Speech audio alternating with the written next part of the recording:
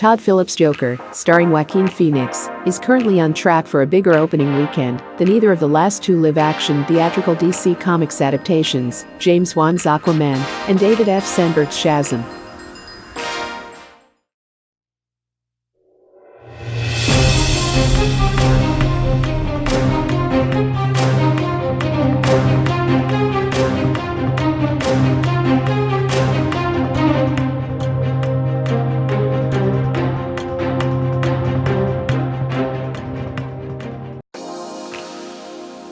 With less than 8 weeks remaining before Joker rolls into theaters, Box Office Pro has published the long-range forecast for the movie at the box office.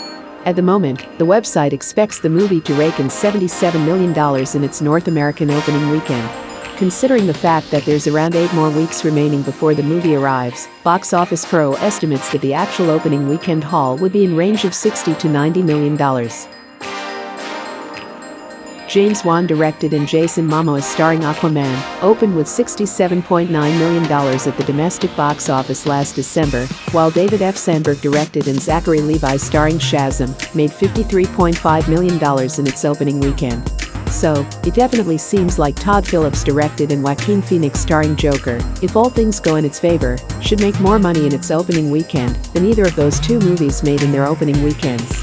However, we most certainly don't expect the movie to reach the $1 billion milestone at the worldwide box office like Aquaman, even if it ends up being a cinematic masterpiece, simply because it's an R-rated movie. The popularity of the Clown Prince of Crime, the successes of adult-driven, R-rated comic book movies like Deadpool and Logan in the recent past, the Soul trailer's overwhelmingly positive reception, strong social media buzz, early praise, and scarcity of movies courting adults in October are some of the factors that are pointing toward a solid box office performance by Todd Phillips Joker. But of course, it remains to be seen whether the moviegoers are actually interested in seeing a comic book movie that doesn't really follow any single comic book narrative and tells the origin story of a supervillain, whose lack of an origin story is part of what makes him so compelling. So far, we have only heard good things about the Joker's first ever standalone movie. Toronto International Film Festival co-head and artistic director Cameron Bailey has spoken highly of the movie. During a recent interview with Toronto Sun, when asked why the movie will be screened as a gala presentation at TIFF, here's what Bailey said. "First of all, it's terrific. So it should play on our largest stage. But it's a really original take on comic book movies and on the Joker character in particular. It's not based on an existing story, it has one of the greatest actors in modern cinema, Joaquin Phoenix, in the lead, and Robert De Niro is in it as well, one of the best actors that has ever lived. But it has an interesting tone and approach to it.